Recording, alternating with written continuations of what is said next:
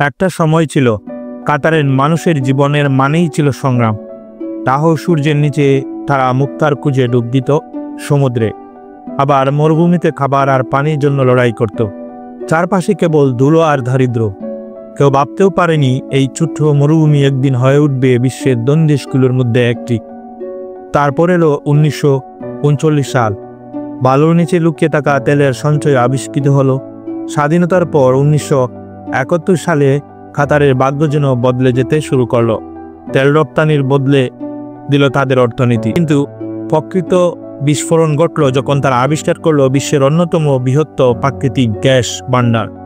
আজ কাতার এলএনজি রপ্তানিতে শীর্ষে।